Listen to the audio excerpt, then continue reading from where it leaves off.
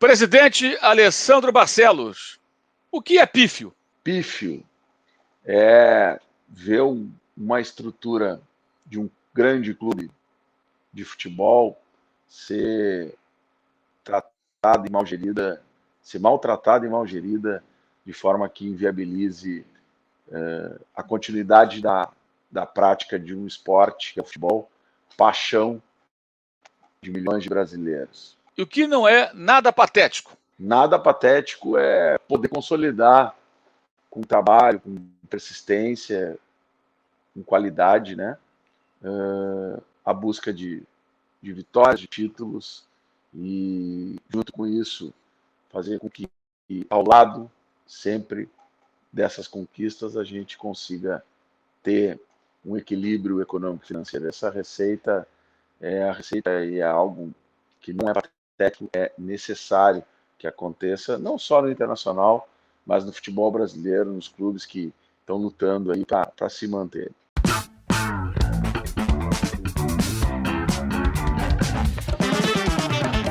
Esse é o Dividida no UOL Esporte. O nosso entrevistado da vez é o presidente do Internacional, Alessandro Barcelos, que assumiu agora, nessa virada de ano, pegou o Internacional numa reta final de campeonato.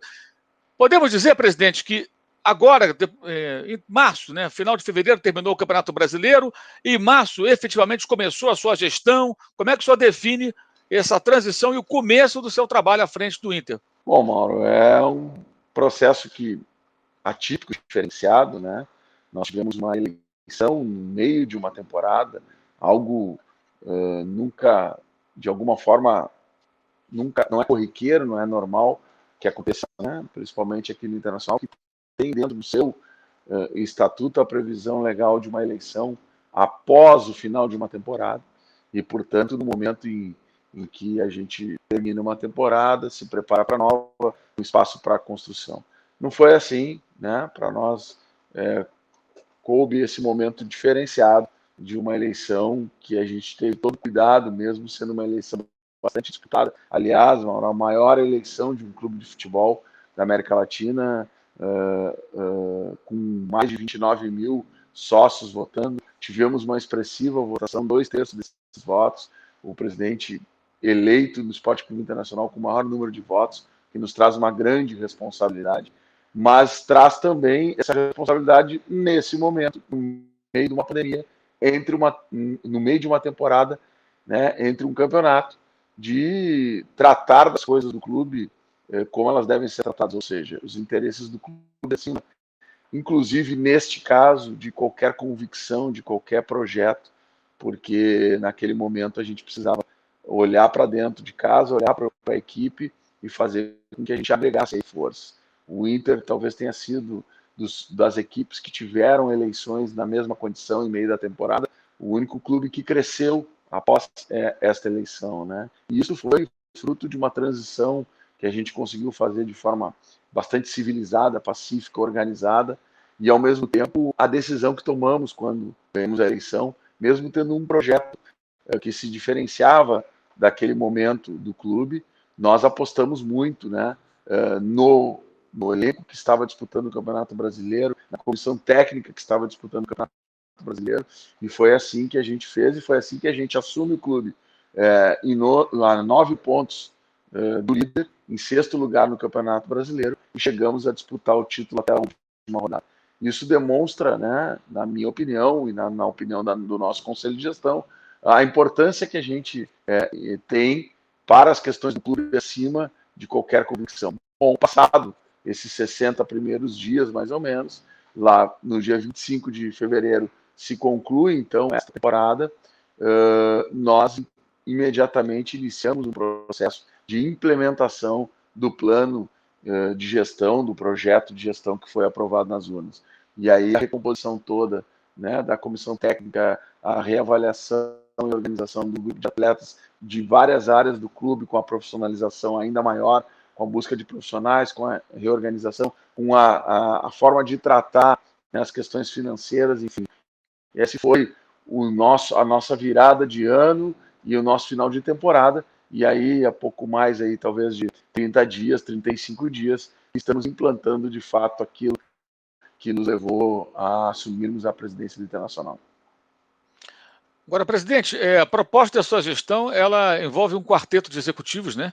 Buscando uma profissionalização em campo, fora de campo. Então tem o CEO do clube, né? Que é o executivo Giovanni Zanardo, Paulo Brax, diretor executivo de futebol, um diretor de vendas e marketing, que é o Juan Pablo Boeira, e o Gustavo Grossi, que é o gerente executivo das categorias de base, né? Ele que fez um trabalho muito importante no River Plate, né? Muitos jogadores que o River utilizou nas últimas temporadas, quando ganhou 2 Libertadores, fez uma outra final e sempre chega pelo menos ali na semifinal, sempre chegando brigando.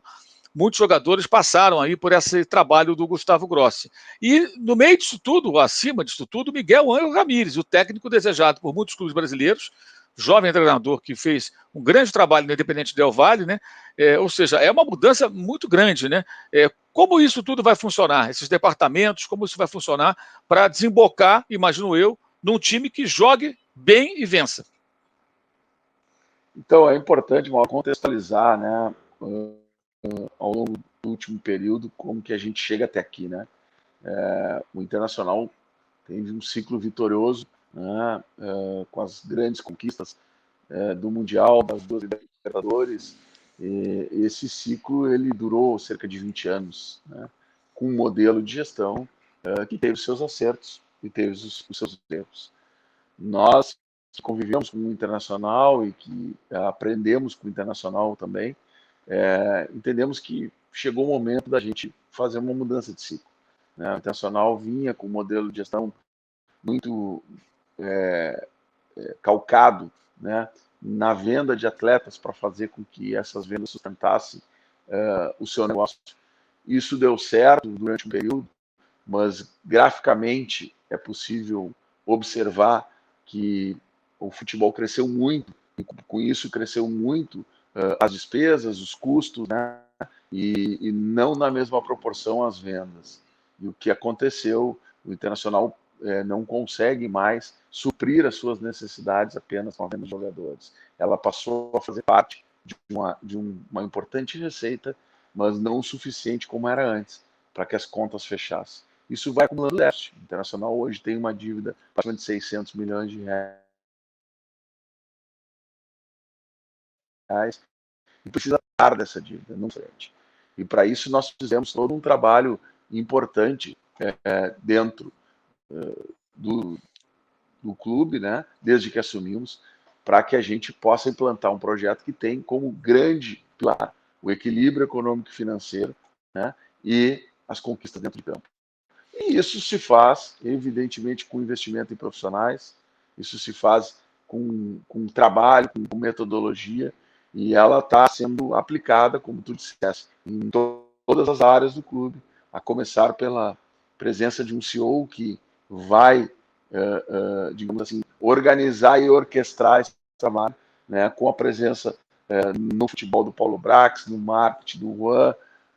Nós estamos buscando organizar a área de operações, que envolve operações de patrimônio também desta forma, né? E na base, com a chegada do Gustavo Grossi. Por que Gustavo Grossi? Por que Miguel Ângelo Ramírez?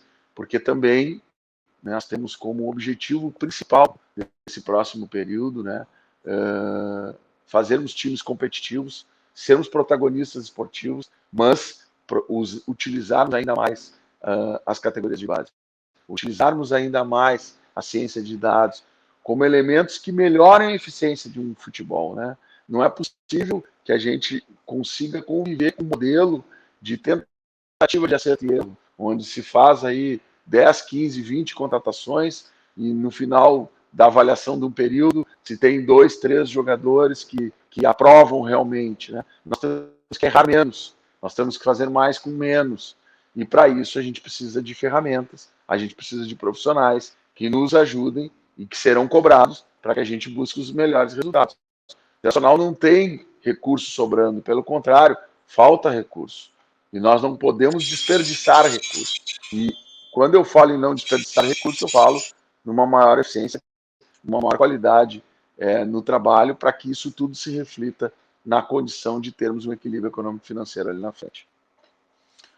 O senhor já falou da dívida do Inter, né? Qual é a situação hoje no Internacional? Receita versus endividamento e como o senhor pretende equilibrar essa situação, que é o grande desafio praticamente de todos os clubes do Brasil? Olha, tem dois caminhos importantes que nós precisamos traçar nesse aspecto das finanças, né? Um diz respeito a receitas e despesas, custos, que nós precisamos equilibrar, e outro diz respeito ao alongamento do perfil, a criação de mecanismos do mercado corporativo que podem nos ajudar a alongar o perfil da dívida, a buscar recurso novo, né, a criação de fundos, enfim. Esse é um trabalho que a nossa área financeira vai desenvolver. Mas eu acho fundamental aqui falar um pouquinho mais, aprofundar um pouquinho mais nesta questão que envolve a geração de receita e a redução de custos, né? O Internacional hoje ele tem uma despesa recorrente, aquela que bate no caixa do clube todos os meses, maior do que a receita recorrente, que é aquela receita que entra no caixa do clube todos os meses. Isso gera um déficit que durante muitos anos foi coberto com a venda de atletas. Nós não estamos aqui dizendo que não vamos mais vender atletas, nós precisamos vender atletas. Ainda mais agora, né, que saímos de um ano difícil, como foi 2020, e entramos em 2021 com esse grande desafio. Mas eu digo, inclusive, para o futuro. Mas a venda de atleta, na nossa opinião, ela tem que ser uma gestão de ativo. Esse é o maior ativo do clube. E ao vender um atleta, o clube precisa reinvestir no futebol para que esse ciclo virtuoso tenha força, tenha vigor, conquistas e títulos, que é o que todo mundo quer. Mas para chegar nisso, tem um caminho a ser percorrido, né? Tem uma estrada a ser trilhada. E essa estrada a ser trilhada, esse caminho a ser trilhado, passa por um momento difícil que nós vamos passar agora, de redução de custos, né, de diminuição, de reorganização dos contratos com fornecedores, com parceiros, de redução de pessoas, como fizemos recentemente, e inclusive daquilo que eu vinha falando, da eficiência na área que é o coração do clube, que é onde se tem, onde se gasta 80% dessa receita, que é o futebol. Olhar para isso é fundamental. Por outro lado, não adianta nós reduzirmos as despesas e não olharmos para o lado da receita. E no lado da receita, nós precisamos aumentar a nossa receita. Bom, vivemos uma pandemia, todo mundo sabe que as dificuldades são maiores, nossa inadimplência aumentou e a gente vai ter que trabalhar, no primeiro momento, um plano de emergencial de redução dessa inadimplência, de manutenção do quadro social, porque isso é fundamental para o internacional, né? E buscar novas receitas através de patrocínios, enfim. Mas isto, para nós, é uma medida emergencial. Qual é o nosso projeto? E para isso nós estamos trabalhando, queremos apresentar na sequência para o torcedor colorado. Nós precisamos aumentar a receita e para nós o aumento da receita ele tem um pilar que é mais flexível e que tem capacidade, tem projeção de ter um aumento de recurso, que é o nosso plano de sócios. O Internacional hoje tem mais de 100 mil sócios, 120 mil sócios, construiu isso ao longo do tempo, se firmou nesse número, né, não reduziu isso. Mesmo com a pandemia, nós temos uma contribuição fundamental dos nossos associados e nós queremos ampliar isso. O Internacional hoje, e nós buscamos pesquisar isso, né, tem aí cerca de 6, 7 milhões de torcedores, de fãs, né, e tem hoje 120 mil sócios. Há uma margem que a gente foi atrás, em cima de pesquisas, números dados do IBGE, informações. Se a gente excluir aí populações que infelizmente não atingem um determinado nível de renda, ou que sejam vamos dizer, de áreas rurais, ou que com uma idade mais avançada, enfim, fizemos todas essas, de uma forma bem conservadora, esses recortes, e chegamos à conclusão que nós temos aí cerca de 1,5 milhão a 2 milhões de pessoas com potencial financeiro para ajudar o Internacional com uma mensalidade que custe aí um almoço, uma refeição por mês. Falando aí de R$ 25, que é um dos nossos planos de sócio. Bom, mas por que esse torcedor não faz isso, Mauro? Por que esse torcedor já não contribui com isso?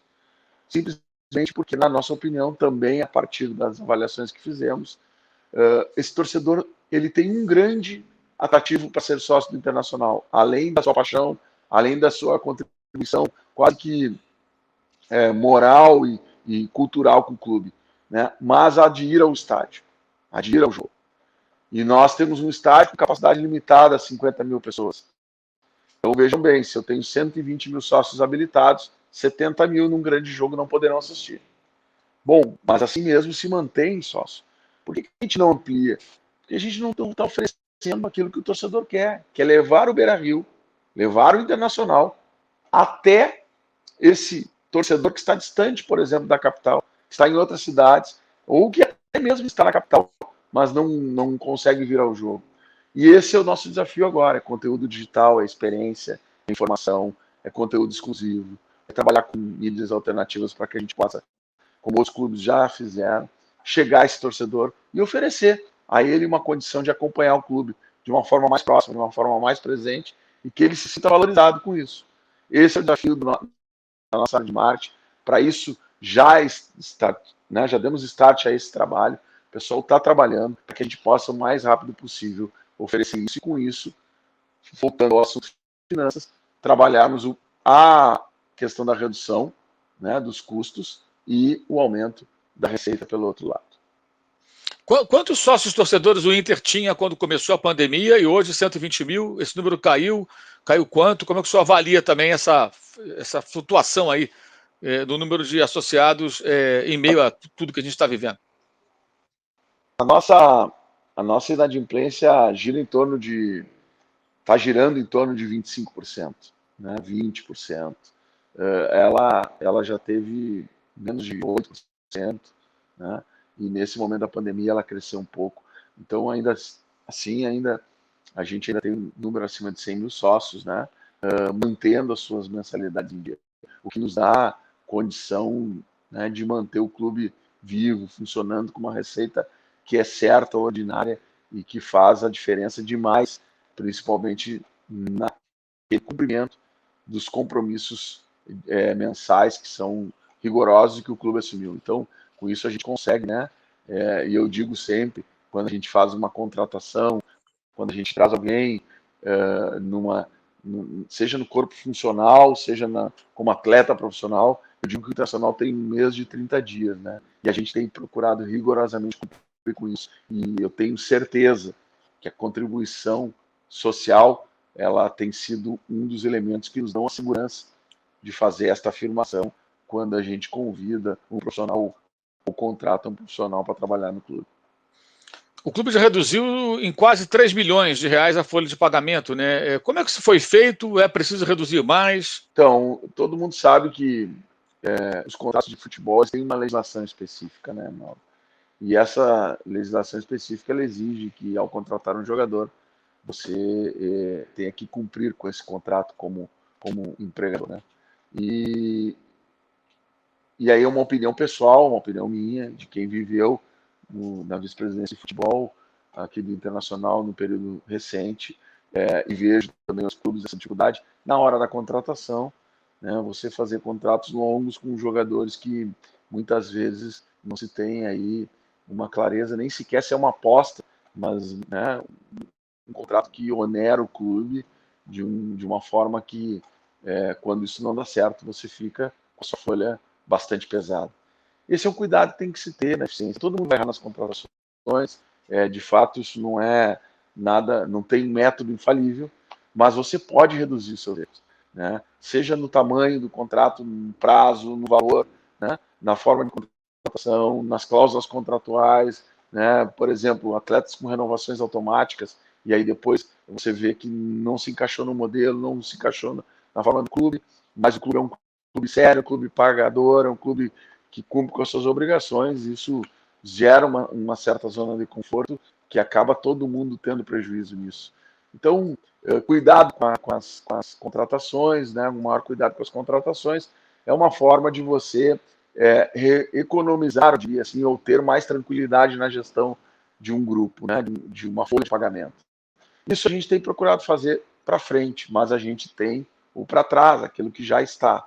E a gente tem procurado avaliar dentro daquilo que é a perspectiva da nova forma de jogar trazida pela comissão técnica do Miguel Ángel Ramírez, olhando para dentro do seu modelo de jogo, fazendo as avaliações, e aqueles atletas que a gente, evidentemente, entende a partir dessa avaliação técnica, que não vão se encaixar, a gente tem buscado construir alternativas aí, para que essa relação, que possa durar mais 2, 3 anos, enfim, possa ser desfeita de uma forma tranquila. E foi assim que a gente conseguiu fazer com alguns atletas, já no início do ano, né? Isto tem uma desoneração na folha, outros, por término de contrato, já tinham saído, e esta economia se deu desta forma, né? Agora, a gente olha para dentro de campo, olha para a equipe que tem, nunca querendo perder a competitividade, né? E na medida em que a gente também tem buscado, como buscamos recentemente, o Carlos Palacios, uma contratação pontual para uma função específica, porque entendemos ali que tem um jogador com 20 anos, seleção chilena, com potencial de entrega, né? Assim como fizemos o ano passado, quando contratamos, estou dando alguns exemplos aleatórios aqui, mas do mesmo modelo, a contratação do Yuri Alberto, é um jogador também de 20 anos, 19 anos, né? Promissor, e que traz essa entrega, essa possibilidade de entrega esportiva e, juntamente com isso, um futuro também, né, econômico, financeiro para um ativo do clube. Disso que, desta forma que a gente trabalhou esta economia inicial, mas ainda tem muito a ser feito, né? Não só de economia, mas de otimização disso. Aqui que a gente tem falado desde o ano passado já, de fazer mais com menos, de entregar mais, né, gastando menos. E isso não é só no futebol, isso é em todas as áreas do clube, são todos os contratos. E esse é um espírito que tem que estar imbuído todo mundo, né, e eu falo isso muito aqui no clube, de olhar para o desperdício como se o dinheiro fosse seu. Né? O dinheiro não é de um ente, o dinheiro é de um associado que paga mensalidade, o recurso tem que ser bem gerido, e para isso é necessário que toda a cadeia de funcionamento do clube esteja engajada, porque isso, sem dúvida nenhuma, vai gerar lá no final uma economia importante, e isto só gera a possibilidade de maior investimento na atividade fim do clube, que é o futebol. O Internacional vai precisar vender jogadores para equilibrar as finanças de 2021, presidente? Infelizmente, a gente está num modelo de transição, como eu disse, né? De um modelo que trabalhava isso como obrigatoriedade para um modelo que quer trazer para isso um acréscimo, ou seja, uma gestão de ativo, um plus, né? Mas ainda é necessário. Nosso orçamento prevê, e nós revisamos esse orçamento para 2021, ele foi feito em 2020, entregue ao Conselho Deliberativo em dezembro, e nós agora em março revisitamos ele. Na primeira proposta ele tinha uma previsão de venda de 115 milhões de reais. Nós reduzimos para 90 milhões, ainda é muito, mas é necessário que se venda 90 milhões de reais. Isso ao longo do ano, né? Eu tenho dito para os colegas teus de imprensa que muita especulação em torno de um grupo que felizmente é um grupo com valorização, é um grupo que os ativos estão valorizados, normal que se tenha especulações, sondagens, mas nós não estamos com nenhuma pressa para isso. Nós sabemos que, na medida em que as competições nacionais e internacionais começarem, esses ativos serão ainda mais valorizados. Quando as janelas vierem de julho, final do ano, tenho certeza que nós teremos aí condição de atingir esse número, mas ao mesmo tempo preocupados sempre em não perder, né, esse protagonismo esportivo dentro de campo, que é a atividade fim do clube. Mas é necessário sim que a gente venda jogadores, e esse número, a cifra que está colocado no nosso orçamento é de 90 milhões de reais. Queria que o senhor falasse um pouquinho, presidente, sobre como foi o trabalho para contratar e convencer o Gustavo Grossi, né, que estava lá no River Plate, muito prestigiado, e veio aqui para o Brasil, veio trabalhar no Internacional. E como vai ser o trabalho dele? A gente sabe que ele vai trabalhar a base, que ele vai olhar o mercado, vai identificar jogadores jovens que poderão ser incorporados pelo elenco do Internacional para pensar no médio e longo prazo. Mas e no curto prazo? Ele também será um cara que vai identificar boas oportunidades de contratações de jogadores jovens, especialmente, que possam ser aceitos pelo Miguel Ángel Ramírez, que se encaixe na proposta de jogo do técnico espanhol para trazer um retorno mais rápido, ou ele trabalha mais na garotada mesmo? Como é que vai funcionar aí o trabalho do Gustavo Grossi dentro do Internacional? Mauro, sem dúvida, a gente detectou aí uma necessidade necessidade também de dar uma mudança de rumo nas categorias de base. Se você olhar o histórico internacional, sempre foi um clube formador, um celeiro de ases, mas nos últimos anos praticamente aí fez uma venda por ano no máximo, e se olhar, quase todos os jogadores desses que foram formados na base, todos são jogadores de meio campo e defesa, né? Nós não tivemos nenhum jogador, na verdade, meio campo, não meio campo, meio atacante, né? Meio volante para trás, né? E a gente não teve jogadores de criação, jogadores finalizadores, como produção desse celeiro de asas, dessa fábrica de talentos. E nós precisamos mudar isso, né? O Internacional tem que ter cultura de formar jogadores para a equipe principal, para o time principal.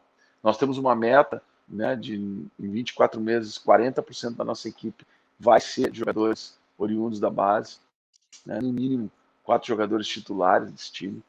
Já avançamos muito nisso, né, e isso tem muito a ver com a sequência de trabalho que a gente teve a condição de participar de forma direta como vice de futebol em 2020, durante um bom período. Depois eu saí e buscando, no meio da pandemia, esses jovens que ganharam a Taça São Paulo para já estarem adaptados ao grupo principal. Foi um ano onde eles viveram dentro do grupo principal para chegar na segunda metade, ou mais para o final do ano, sendo aproveitados e lançados no time titular.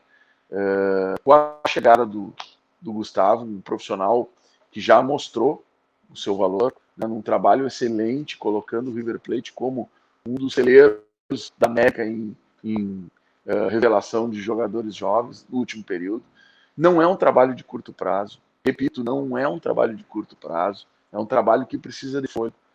Nossa gestão tem 3 anos e nós confiamos que estamos hoje semeando e plantando algo que sequer sabemos se vamos ter condições de colher todos os frutos quanto gestão, mas tenho certeza que o Internacional, e esse é o propósito, vai colher esses frutos se a gente fizer e der condições para que o trabalho aconteça. E o Miguel junto com o Gustavo, tem também esse papel. O Miguel é um treinador que tem esse olhar para as categorias de base, fez o seu trabalho e a sua condição como treinador construída a partir daí, e essa relação entre os dois é fundamental. Mas o Gustavo, ele chega ao Internacional com essa responsabilidade de mudar a metodologia, de trabalhar isso de uma forma integrada, como ele mesmo gosta de dizer, do sub-20 ao sub-10, que a gente tenha a mesma importância desses meninos, né? E que a gente possa, por óbvio, e o Gustavo está integrado nisso, na medida em que tenha jogadores. Ontem mesmo eu ouvi uma participação dele num programa e ele dizia que ele está atento ao mercado, que o mesmo jogador que chega com 10 anos no Inter vai ter o mesmo valor daquele jogador que chega com 17, que é onde os radares também estão olhando, o jogador quase pronto, que pode ser finalizado aqui no Internacional e que chegará ao profissional preparado. Esse é o trabalho do Gustavo, é para isso que ele foi contratado, ele tem total condição de exercer isso por parte do clube, que lhe dá essas condições. Ele está bastante empolgado com isso, ele tinha outros convites para assumir. Ele escolheu o Internacional por confiar e acreditar no projeto. Nós fizemos várias reuniões com ele apresentando o projeto como um todo, e nele, desde o início, o torcedor colorado, quando votou na gente para presidente do Internacional, votou sabendo que as categorias de base eram uma prioridade para nós, e não foi diferente com a conversa com o Gustavo, que se confirma com a chegada dele e agora com o trabalho dele também. O Miguel Ramírez, ele como técnico, né, a proposta de jogo dele é muito diferente da proposta de jogo que o Internacional tinha até o final da temporada 2020 com o Abel Braga, né? Como que foi essa escolha, né, essa mudança, até um tanto quanto brusca do ponto de vista de ideia de jogo? Mauro, nós montamos um grupo de colorados e coloradas aqui que vem pensando esse modelo de gestão para o futuro. Ele não nasceu da cabeça de um iluminado candidato a presidente que de uma hora para outra achou que tinha que ser de um jeito ou de outro. Ela tem uma contribuição muito grande de pessoas que pensam futebol, pensam o clube nas suas mais diversas áreas.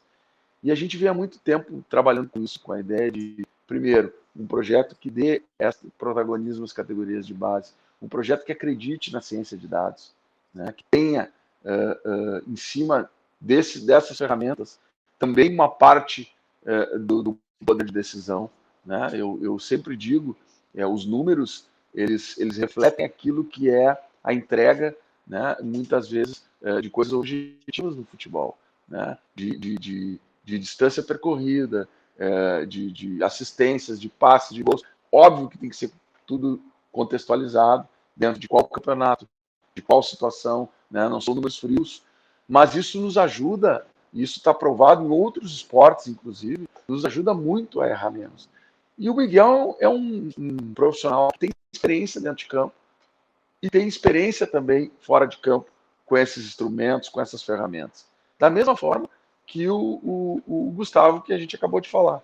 Então, nós observamos o mercado e entendemos que este era o desenho, o perfil do profissional ideal para vir aqui desenvolver um projeto. Sabemos, temos clareza que o futebol ele é de resultados. Nós não estamos aqui vivendo um sonho e nem uma utopia. Nós temos aqui uma relação concreta com aquilo que é passional e que é interesse do torcedor, que são os títulos e as vitórias. Mas nós temos a obrigação, e quis o destino que nos permitisse, dessa forma que eu estou falando contigo, eu falei antes de ser eleito, portanto, todo mundo sabia que seria assim. Nós temos a obrigação de apresentar um novo modelo internacional, um novo modelo para o futebol, que utilize isso que está sendo utilizado já em outros lugares, né? Não adianta nós acharmos que o modelo mais fácil seria nós buscarmos 10, 12 contratações, talvez 2, 3 bombásticas, nos endividarmos para frente, começarmos a atrasar o salário, não vai ter recurso, e fazer uma boa expectativa dentro de campo, durar um ano, e depois a gente sofre as consequências que a conta chega. Não, vamos crescer com solidez, vamos passar por esses momentos difíceis, como outros clubes já passaram, para chegar no momento em que a gente vai poder, tendo recursos da venda de atletas disponíveis para reinvestimento, escolher, trabalhar melhor, fazer com que o nosso grupo tenha um rendimento ainda maior com jogadores de um nível ainda maior. Esse é o trabalho que tem que ser feito. Então, com essa forma de convencimento que tivemos, a gente ganhou o respaldo do torcedor para fazer as mudanças que a gente entendia que tinha que fazer. Mas com muito critério, com muita objetividade e com muita convicção de que é necessário para o internacional, e eu diria mais, que o futebol brasileiro comece a se movimentar dessa forma, porque a gente precisa tratar melhor esses recursos, porque cada vez mais, né, a gente tem isso de uma forma organizada, de uma forma reduzida, e a gente precisa trabalhar para que isso gere maior entrega, maior valor, e com isso a gente faça essa roda girar positivamente, para que o futebol brasileiro cresça ainda mais. No início do ano passado, o Internacional já fez uma primeira tentativa com um técnico estrangeiro, com uma ideia de jogo diferente da mais, digamos assim, mais comum aqui no país, que foi Eduardo Cudê. Quando, nos primeiros jogos, especialmente nos Grenais, o Cudê perdia, não conseguia vencer o grande rival, o Grêmio, automaticamente havia fortes reações, na mídia gaúcha especialmente, questionamentos, ou seja, o Grenal meio que asfixiava. Mas aí o Cudê conseguiu até dar a volta por cima, teve um respaldo, o Inter liderou o Campeonato Brasileiro, até que ele foi embora. E a chegada do Abel, sabemos, foi numa situação de emergência, né? O Abel, pela relação muito forte que tem com o Inter, foram buscá-lo para ajudar o Internacional numa hora que o técnico meio que deixou o Inter na mão, quando foi para a Espanha comandar o Celta de Vigo. Como o senhor pretende, como presidente do Inter, lidar com essa situação, caso ela aconteça? Já aconteceu nesse último Grenal com a vitória do Grêmio, né?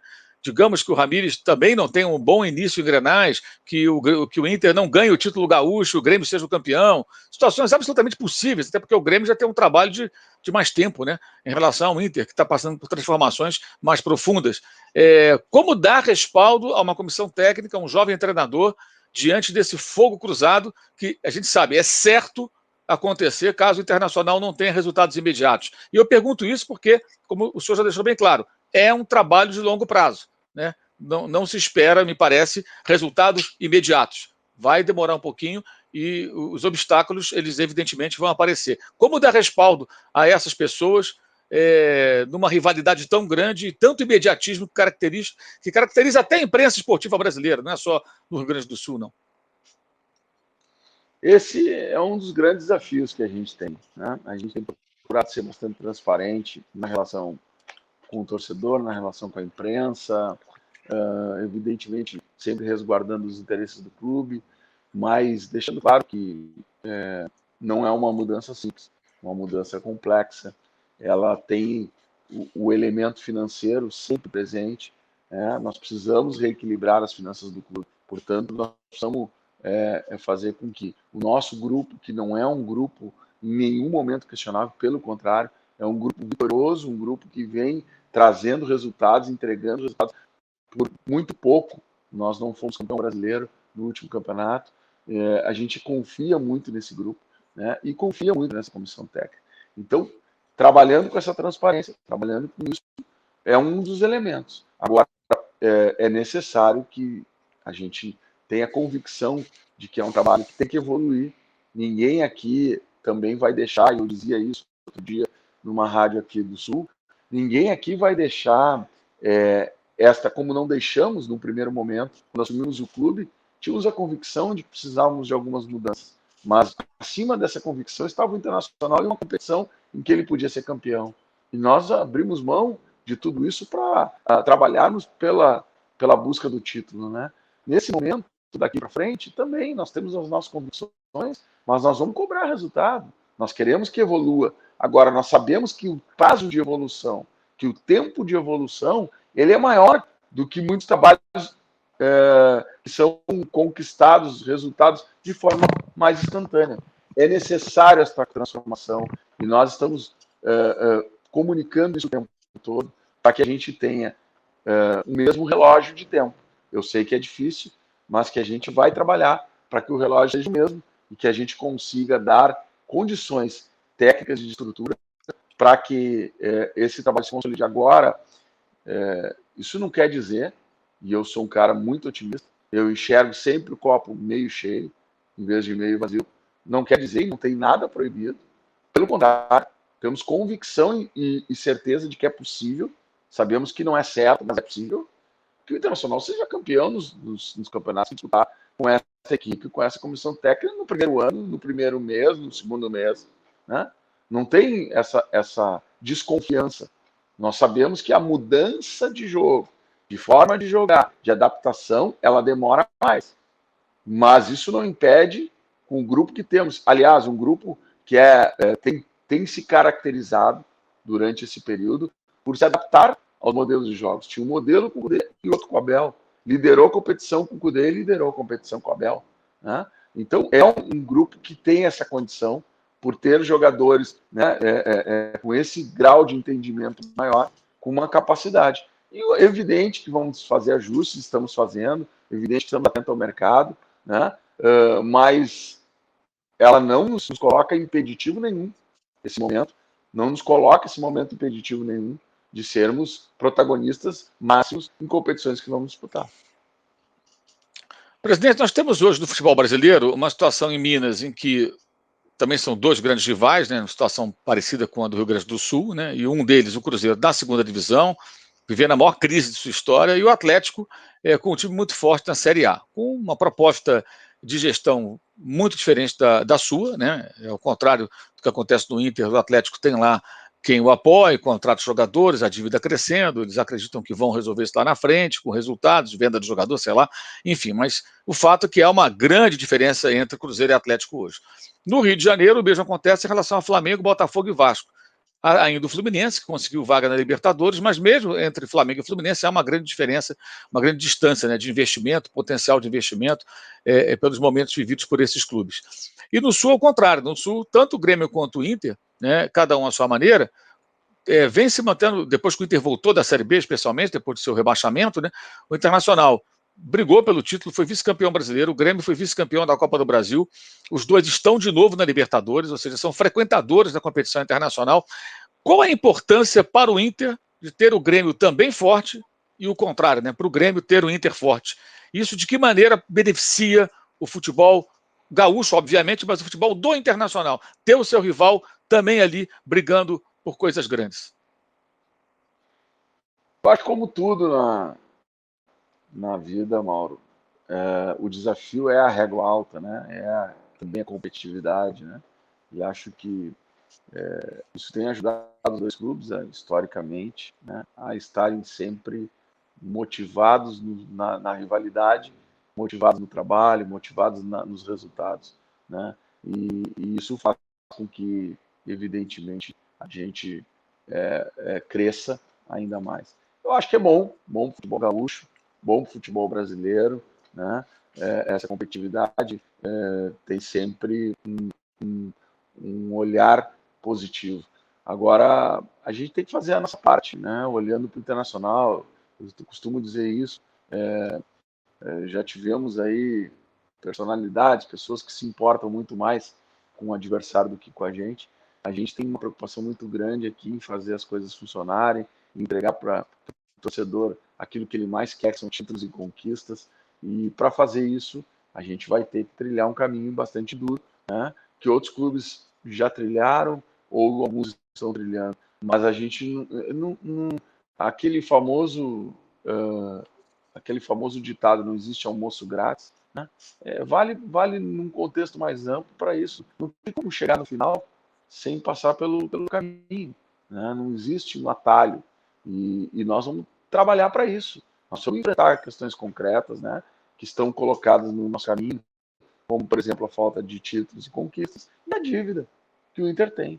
São duas questões que estão colocadas para nós e nós temos que passar por elas. E esta é a forma que a gente quer trabalhar. E para isso é um desafio colocado também para dentro, muito para dentro. Equipe profissional, colaboradores, funcionários, né, staff, executivos, e também para a torcida, que vai estar com a gente nesse período. A gente quer trabalhar junto. E se nós não tivermos essa sintonia, mesmo com críticas, com cobranças, que é normal e natural e necessário no futebol. Eu sou um presidente que vem da arquibancada, né? Eu, até 5 anos atrás, não estava nem no Conselho Deliberativo. Sou sócio do Internacional desde 1999, segundo os cadastros, embora minha mãe fosse sócia do Internacional e eu dependente dela aqui desde criança, né? Mas eu frequentava a arquibancada. Eu também tenho esse sentimento de torcedor e sei o quanto é dolorido para o torcedor não ver o seu time ter conquistas, ter taças, ter troféus, né, ter vitórias.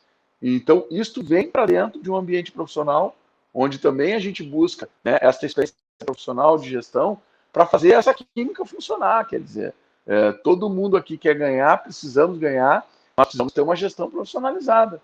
E nem tão pouco a gente ser frio o demais para colocar essa visão profissional acima de uma paixão e nem tão quente de colocar essa paixão acima de algo que tem que ser bastante racional nesse momento. Então, este equilíbrio está sendo trabalhado dentro da instituição para todos os lados para que a gente possa fazer funcionar. Qual a dividida que o novo presidente do Internacional não pode perder? Eu separaria em dois, vou ser repetitivo aqui, mas a gente não pode perder a dividida de ganhar um campeonato e de equilibrar as finanças. Essa dividida ela é quase que uma chegada para cartão vermelho se tu chegar mal. Ela chega com os dois pés, um dos pés na conquista de títulos e o outro no equilíbrio econômico financeiro. Presidente, recentemente, num artigo publicado no UOL, uma frase do senhor me chamou a atenção. Um artigo seu. Aspas. Chega de só reclamar quando há um erro contra o seu time de falar que faz parte do jogo quando se é beneficiado. O senhor acha possível que os dirigentes do futebol brasileiro evoluam a esse ponto no curto prazo, de reconhecer quando é beneficiado, entender que o erro vai acontecer por um lado e para o outro? Como que o senhor vê essa questão hoje, especialmente com o VAR, né, tão polêmico? Olha, Mauro, quando eu falei isso, ela tem um sentido não de reconhecer o erro por reconhecer, né? E de que todo mundo pode errar. Isso é da humanidade, isso não precisa ninguém falar, não precisa ninguém dar discurso, né? Quando eu falo isso, eu falo no sentido de que nós precisamos, quando acontecem esses erros, buscar quais são as soluções para que não aconteçam mais. E não ficar reclamando a cada vez que eles acontecem. Porque se for assim, nós não vamos resolver. Então, o intuito desse artigo, o intuito do debate que eu propus aí, é para que a gente olhe, por exemplo, neste caso especificamente, para o VAR, né, e questione decisões que foram absurdas nos últimos períodos para todo mundo. não é só para o Internacional. Mas que em determinado momento, quando o Inter se prejudica, ele levanta o assunto e fica sozinho. E aí vai embora. No outro jogo, no outro momento, outro clube levanta o assunto, fica sozinho e vai embora. Então, ao invés de nós ficarmos levantando o assunto esporadicamente ou sempre que ocorre alguma coisa, vamos fazer alguma coisa para melhorar isso. E aí eu acho que tem elementos para fazer e não são feitos. Né? Por exemplo, eu posso citar aqui, nós temos um banco de dados de 2 anos de monitoramento do futebol brasileiro através do VAR. E nós temos lances idênticos, marcados pelo mesmo árbitro. Eu não estou nem falando por comissão diferente, teria a interpretação como elemento, mas por os mesmos árbitros, onde em alguns lances se dá cartão amarelo, em outros lances se dá cartão vermelho. Isso não pode, isso é ciência, isso não é interpretação. Isso é montar um banco de dados, como tem em outros esportes. O lance é o mesmo, ele já puxa automático, já mostra e diz 99% isso aqui já foi o que eu chamo de no direito se chama de jurisprudência. Já existe jurisprudência, é amarelo, é vermelho. Isso tu vai encontrar 10, 12, 20 lances que são importantes, que já aconteceram, e vai padronizar um pouco mais. Isso vai dar ferramenta para os árbitros errarem menos. O que não dá é para que, dependendo do jogo, dependendo dos times, dependendo das circunstâncias, se use um método ou outro. Eu acho que isso, estou dando um exemplo específico, né, isso seria uma questão. Outra é a profissionalização dos árbitros. Né? Eu acho que o futebol brasileiro precisa melhorar isso. Né? Embora já tenha avançado em relação a isso, com valores de uma forma melhor para os árbitros apitarem os jogos, alguns, inclusive, já vivem especificamente disso, mas eu acho que a gente poderia, através de uma união de esforços de quem faz o futebol, investir um pouco mais nesses critérios, nessas questões.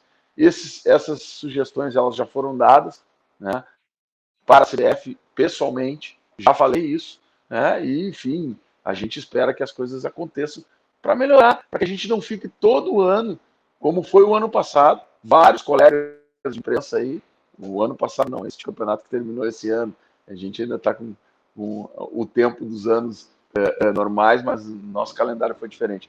A gente teve aí várias crônicas, vários textos, vários artigos escritos dizendo que o personagem do campeonato foi o VAR. Não pode. O personagem do campeonato são os jogadores, são os gols, são a bola dentro da rede. E nós precisamos, então, para quê? Para buscar corrigir isso, que eu acho que é uma ferramenta que veio importante para ajudar o futebol. Eu não sou contrário ao VAR. Agora, o VAR não pode ser preponderante em relação a isso. Se existe algo que é muito dito pela comissão de arbitragem, que a interpretação ela não é substituída, bom, então o poder do VAR em lance interpretativo tem que ser menor. Ele não pode o VAR interpretar e o juiz de campo interpretar. São duas interpretações, nós vamos fazer um juízo de interpretação. Não, a interpretação é exclusiva do juiz de campo. Ele tem a autoridade para interpretar do jeito que ele quer, errando ou acertando. Aí ele vai buscar uma assessoria de interpretação.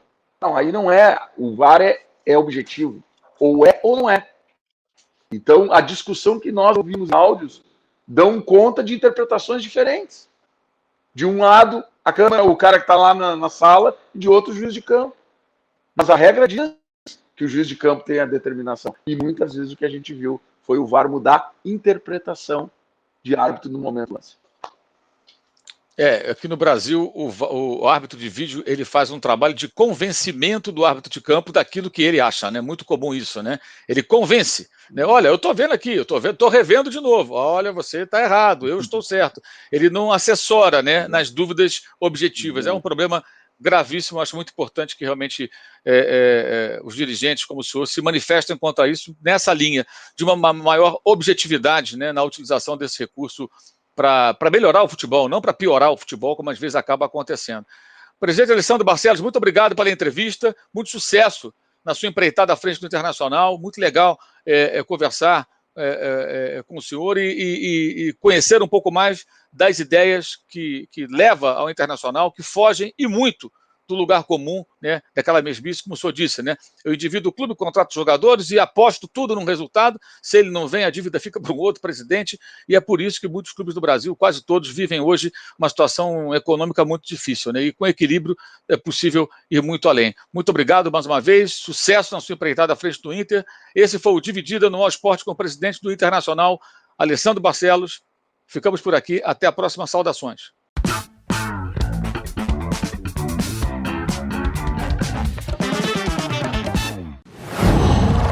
Qual?